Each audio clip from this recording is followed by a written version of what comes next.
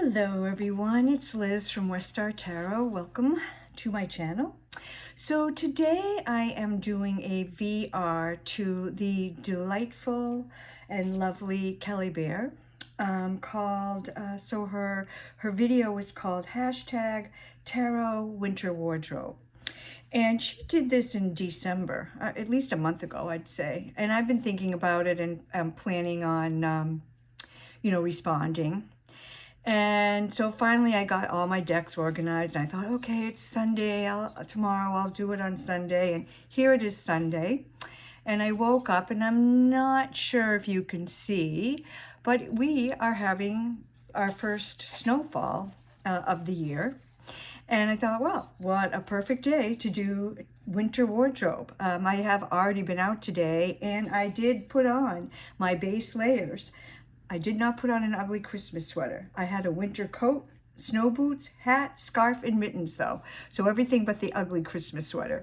So those are the prompts for this tag. And it's a fun tag. And I want to say thanks to Kelly Bear for starting it. So let me begin. So the first prompt or question is base layers or thermals. So decks that are foundational to your practice, decks that, helped you form who you are as a tarot reader, and so forth. And so I picked out 2 decks for this because it was plural. And so those of you who watch my channel, you're going to be kind of snoring and yawning because they're going to be, oh yeah, these decks again. So I chose the Guy in Tarot. I think I'm going to do it this way. And I just love this tarot so much. It's by Joanna Powell Colbert. And I did use it last year for Esther's Drop 'em 78, a 78-day deep dive. So we pulled a card a day for 78 days. So I spent 2.5 months deep diving this delightful, delicious, wonderful deck. And I just love it. It's modern and not. It's Rider-Waite-Smith based and not. It is definitely nature-based. There is diversity and inclusivity in it. Some of the cards are renamed. The suits are elementally named. And the quartz are Child, Explorer, Guardian, and Elder.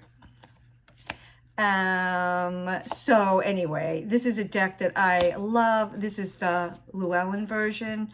I am not a fan of that Schiffer version. If you can get a hold of this Llewellyn one, I would say do it. It's really, I think it's far superior to the Schiffer one. No borders, or it does have borders, but they're normal borders, not weird blue, irregularly shaped borders. So the other deck that is foundational to my practice is this one, Tarot de Sainte Croix by Lisa de Sainte Croix. And you can see that this box is beat up. It's been around the block. I use this deck a lot. When I first got it I think I wrote in the book, when it first came out, 2013. No, I got it, I think, in 2016. But that first year that I had it, I used it almost every day. It really helped me learn tarot. It is Rider-Waite-Smith based. Some people are put off by the orange. I don't know why. This 9 of Swords really helped me formulate and understand the meaning of this card beyond what I had read in guidebooks and tarot books up to that point. But we can see here, so you can see that the swords that are up on the wall that are keeping her awake are just the light shining through the blind. So it's just an illusion. And I think about that when I am lying awake at 3 o'clock in the morning. It's just an illusion. Go back to sleep. This is one of my favorite Seven of Wands. I think of this as defending what you believe in, standing up for your beliefs, defending the sacred, and certainly you can see that reflected in this card. Again, this is a Rider-Waite-Smith based deck. It is somewhat inclusive, and there are a diversity of folks. I love that moon in the deck, which I appreciate. So yes, this is a deck that I come back to again and again, and I love the Hierophant. And it was foundational. It was when I was really kind of diving into tarot. I had dabbled with tarot for decades, and then I decided, you know, I'm going to learn this. And the Gaian and the Saint Croix were two decks that, you know, really helped me learn tarot and understand it. Got me beyond that Rider-Waite-Smith imagery. Not that there's anything wrong with that. Ugly Christmas Sweater. So this is a novelty deck that brings me joy. So I immediately knew which one that was going to be, and it's the Housewives Tarot. So this is Paul Keppel and Jude Buffum. These are the same folks who did the Zombie Tarot, and the box is set up like a little recipe box, and you can put your cards in there in that manner. This deck to me is hilarious. There's a couple of cards in here that I've heard people make comments like they're offended by them, but I just find it to be freaking hilarious. You know, it's kind of kitschy. It's, you know, looks like the 50s. You know, it's just really fun. I'm going to look at it this way. There's a couple cards I really meant to pull out, and I did not. There's one in here that I have seen. Look at this one. Seven of Swords. I mean, it's just funny, man. I just get such a kick out of it.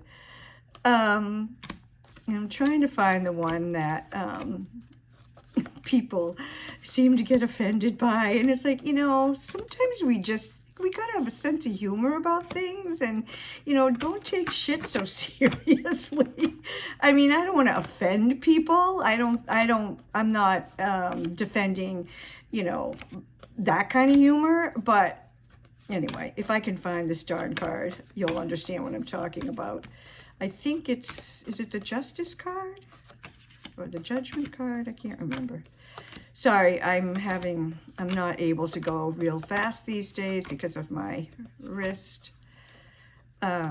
Anyway, I pull this out when I want to laugh and when I want, it does definitely speak the truth. You know, it doesn't sugarcoat it. So this is not a tarot that you want to, here we go, that you want to pull out when you want, you know, a hug. Oh, well, here's the Devil. Oh, the Towers, Jello mold. Queen of Swords, off with his head.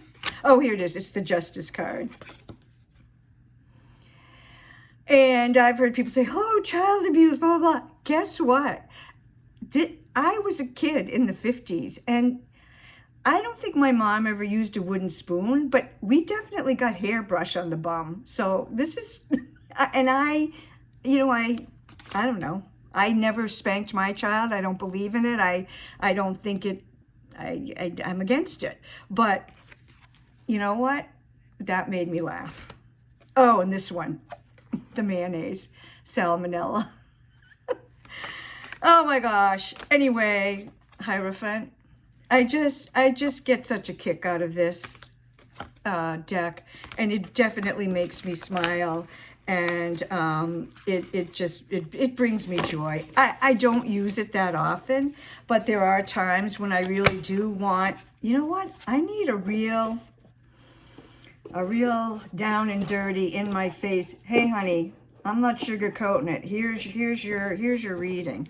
So I will pull this one out, or when I want to laugh. So that's the Housewives Tarot. So the third prompt is Winter Coat. This is a Workhorse deck, a deck that is sort of your most used. And so I am going to say that this is a Rider-Waite-Smith. So I have quite a few Rider-Waite-Smith based decks or clones. And I pulled this one out. Not because it's my most used Rider-Waite-Smith, but because of its color palette. I'm using it, I use it in the, I'm thinking it's going to make a good winter deck, if I can get it out and show you, because of its color palette. So you can see that it's rather pale. The colors are washed out a bit. And there's a lot of pale background, white and, beige. And I kind of am enjoying this in January on a snowy day. I like this. Oops. I don't know how that happened. So this is a Rider-Waite-Smith deck that I am using in the winter. I'm not sure how my cards got upside down, but anyway. But a Rider-Waite-Smith deck that I really use a lot year-round is this one. This is a Carol Herzer deck. And Carol got I don't know how she got the rights from US Games to, she got the black and white outlines of Pamela Coleman Smith's artwork, and she colors them in.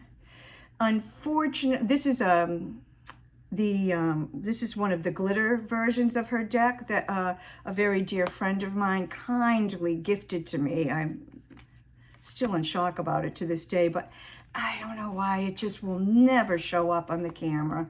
Oh, more upside down. But anyway, I love the colors, and I wish you could see the sparkles. I'm trying to move the cards, but no. So I've heard folks comment about how these cards are really shiny, and it's true, they are. But what Carol does is she paints the cards individually. She paints the cards, and then she applies the glitter, if you get a glitter deck, which I keep trying to show, and it just never will on the camera. And then she laminates it to protect it. And I have a friend who has had a Carol Herzer deck for over 20 years, he tells me, and he said it looks brand new. So yeah, it's a little shiny, and yeah, it's got this lamination on it, but like my friend, I have another version of this that I've had for 10 years, and again, it looks brand new. This one is fairly new, and it also looks brand new. But I use this a lot.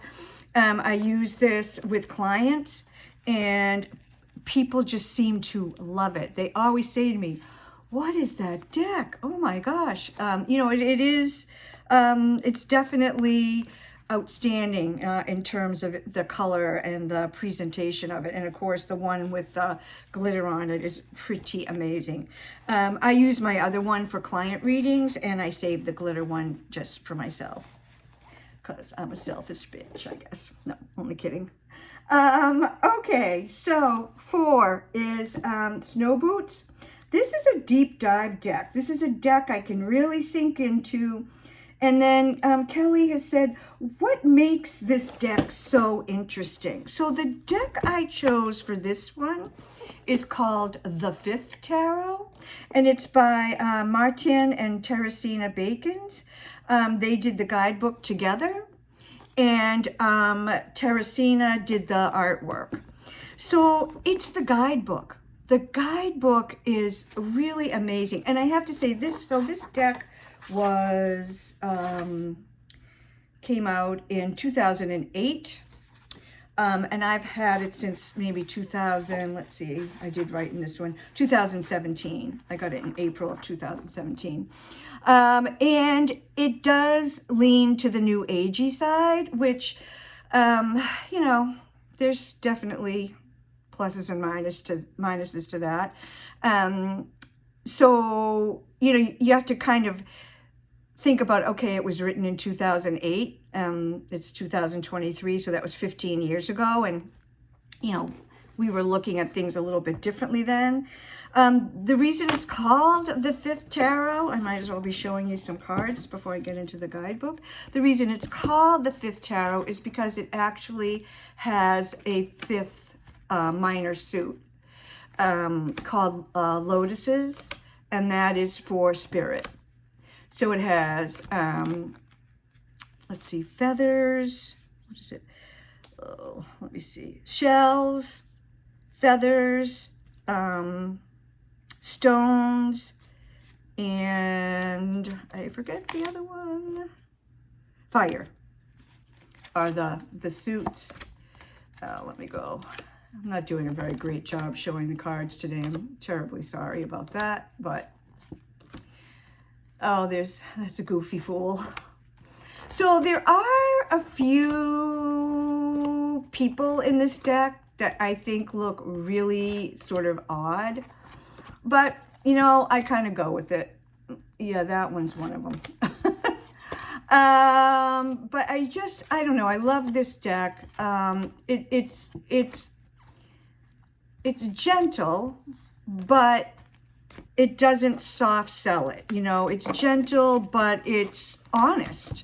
And it tells it like it is. So let me tell you about the guidebook. Yeah, it's pretty. I tend to use this deck in the summer. This is not a deck I pull out this time of year. And I almost didn't think of it for this prompt because of that. But anyway, so the guidebook. So there are multiple pages for each of the cards. So let's just see. So here's Justice. So there's 1, 2, 3, 4. And so for each card, there's a write-up about the card that talks about the card and the symbols that are in the artwork, and it talks a little bit, so here we have for the Justice cards, it talks about a colorful representation of the golden mean forming the background of the card creates a blueprint for justice. So the golden mean is Fibonacci's spiral. So is a sacred geometry spiral formed by the mathematical proportion that approximates the 5 ratio. And this ratio can be found in all known organic structures. So, you know, it talks about so many different things in the guidebook. It talks here about the folds in the gown that Justice wears, and that they drew it to look like that, the golden mean, the Fibonacci's spiral. Then it goes into the divinatory meaning of the card. And then at the end, it has a thing called applications. So for this one, it says, read up on the golden mean and how this principle is applied in art, nature, etc. Examine ways to incorporate it into what you do and work with the creative energy it has to offer. And then it talks about some other things. But for each of the cards, so for example, now I'm moving on. One application is, you know, it offers a yoga pose and a meditation. It will offer, like if there's a goddess or some sort of divinity pictured in a card, it will give you some information about that divine being. It talks about herbal blends and essential oil blends, and it just, you know, flowers, and it has so many different it goes off on so many different tracks that you can really deep dive it beyond just the tarot and the tarot card meanings and using it as a, as a deck to read. You can go down these other pathways too. And I find it quite enjoyable to do that. So that is the fifth tarot. And then the fifth prompt is hat. This is a deck that twists my noggin and that I struggle to connect or understand. So I right away thought of this deck, and it's called the Tarot of Transformation. And it's written by and created, the artwork and the authors are all social workers, psychologists, therapists, counselors, and that's my background too. I have a social work background, a counseling background. And so when I think the first place I heard someone talk about this deck might have been Kasha at Tarot Map. I think so. Anyway, I thought, and when she was talking about the creators, I thought, oh, this is right up my alley. So I bought the deck, and maybe I should show you. Sorry, I'm not doing a very good job today, guys. Well, you might notice that there's been some trimming, so I'll get to that. So, I don't know. I think the artwork is beautiful, but I just couldn't read with it. I couldn't connect with it. I tried. I worked with this deck for quite a while, several years ago. I took it on vacation, a 2-week vacation with me, and I read the guidebook and I pulled cards every day, and I really tried to connect to this deck, and I just can't or couldn't. I should probably try again. So in this bag where I keep it, on the bottom I have all the titles. I don't know why I saved them. I mean, it's kind of too late now. So in a way, I regret trimming it. What happened was I was involved in, online conversations about this deck. And this woman that used to have a YouTube channel was saying, oh, I have that same problem connecting with it. And it also has keywords at the top. And she said, I just trimmed off the titles and now I use it as an oracle deck.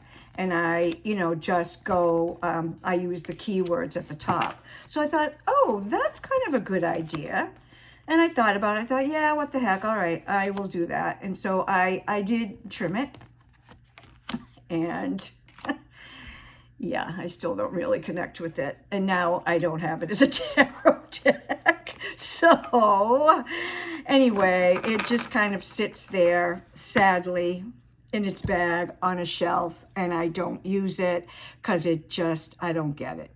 But you know what? Bringing it out for this video makes me think, I should bring it back out. I should really give it another go and see what I can do. I'm thinking I could always write the, just like, for whatever the card is. If it's the 6 of Swords, do, 6 and an S for swords or something, and a black Sharpie. So, I could put the titles back on, and I think maybe I might do that. In a way, I regret trimming it like that because, like I said, now it's not a tarot deck anymore. But I guess I can make it back into one. All right. 6, Scarf. This is a hug deck. So this is a deck that you go to when you feel like you need nurturing. So I actually picked out 2 decks for this, a tarot and an oracle. So the first one is the Gentle Tarot. And again, the Gentle Tarot, it is gentle, but it doesn't sugarcoat it. It's not, it's not, it speaks the truth, but just in a kind way. I'm sure most of you are familiar with this. I'm not sure why I put this in order, but I did. So these are the majors that you can see. This is by Mari in the Sky. And I recently got the pocket version and with a big guidebook. It comes with a really chunky guidebook in this standard size deck. And I think the guidebook is excellent. And I did buy, as I said, the larger size one, but I feel like I really didn't need to. I think that one is really great. So this is a deck that I'm going to stop with the star. This is a deck that I go to, you know, when I need to feel supported and loved. And I really do enjoy this deck quite a bit. And I think Mari is working on an oracle right now, and I'm looking forward to that as well. The oracle deck that I picked out as a hug deck is the Morning Calm, and this is by Sao Kelleher. And I love this deck. I always mention, whenever I mention this deck, that I would not have known about this deck if it hadn't been for Julie from Peekaboo Rose, who kind of, when this deck was on Kickstarter, was letting folks know about this deck, and you know, so I did back it. The Sao Kelleher is Korean American, and I don't have, not sure why I'm having all these upside down cards.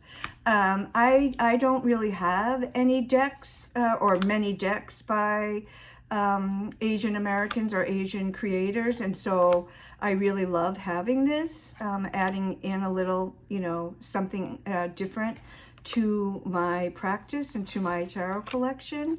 And this is a deck I just adore. I haven't used it that much. I didn't use it much in 2022 at all, but it's a deck that I'm bringing forward for 2023, and I have pulled from it already a few times, and I'm like remembering how much I love it, and I'm so glad that I've pulled it back out again. It's just, oh, this was the first card. When I first got the deck, my first pull was this card, Ocean Magic.